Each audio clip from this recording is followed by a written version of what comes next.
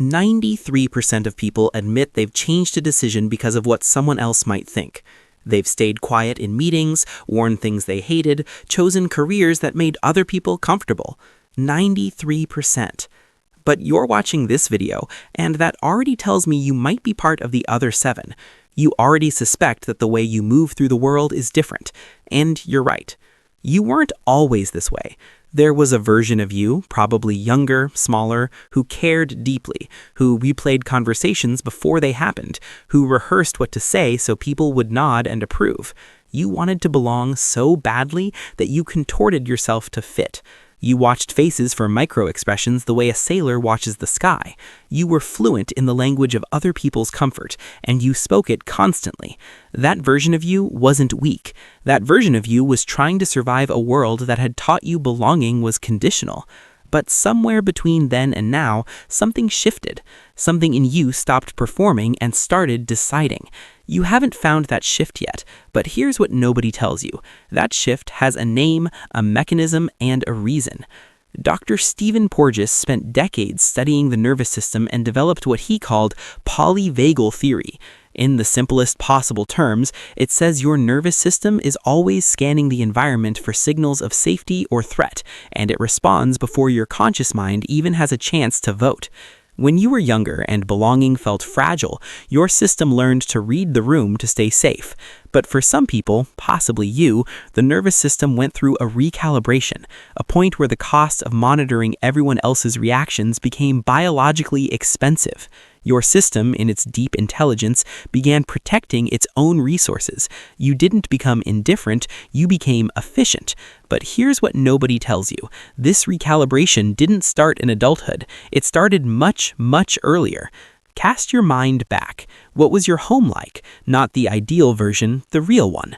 Was approval something that had to be earned on someone else's shifting terms?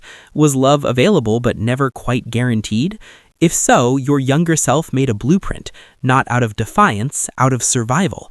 The blueprint said, if external approval is unpredictable, stop treating it as currency. It said, find an internal standard and anchor there instead. That child wasn't broken. That child was brilliant. They were building a foundation that didn't depend on weather that kept changing. The trait you carry today, this immunity to other people's opinions, is not a personality quirk. It's a blueprint your younger self drew to survive, and it has protected you every single day since. But here's what nobody tells you. That blueprint also carved something out that costs you in ways you may not have examined. Here is the honest part, the part other channels skip because they want you to feel good and come back for more. Researchers at Harvard Medical School found that chronic social disconnection, not loneliness, but habitual disengagement from social feedback, correlates with elevated cortisol and reduced immune response over time. A 2019 CDC study found that people who self-identify as indifferent to social approval are significantly more likely to report difficulty in intimate relationships, not because they don't feel, but because the same mechanism that keeps them free from judgment also keeps them from fully receiving care. You've built a fortress. You are safe inside it, but sometimes at night, you're aware of how thick the walls are. That tension is not a flaw, it's information. And here's what nobody tells you. The same science that describes the cost also describes the extraordinary benefit. A 2021 study published in the Journal of Personality and Social Psychology found that individuals who score low in need for external approval show measurably higher rates of creative output, more consistent ethical decision-making, and greater resilience under sustained professional stress. They didn't crumble when criticized. They didn't shrink when challenged. They processed feedback like data, not like a verdict on their worth. Another study out of Stanford found that leaders who display what researchers called autonomy of approval were rated higher in long-term trustworthiness by their teams, because those teams knew the leader wasn't performing for them, they were deciding for them. That is not coldness. That is a superpower that most people spend their entire lives trying to find and never locate. You were born carrying it, or forged into it early, and most people around you have no idea how rare it is. Society has a word for you. Several words, actually. Aloof, cold, arrogant, difficult. Those are the words people use when they're frustrated that your approval isn't available for purchase. But there is another word, a more precise word, a word that actually fits.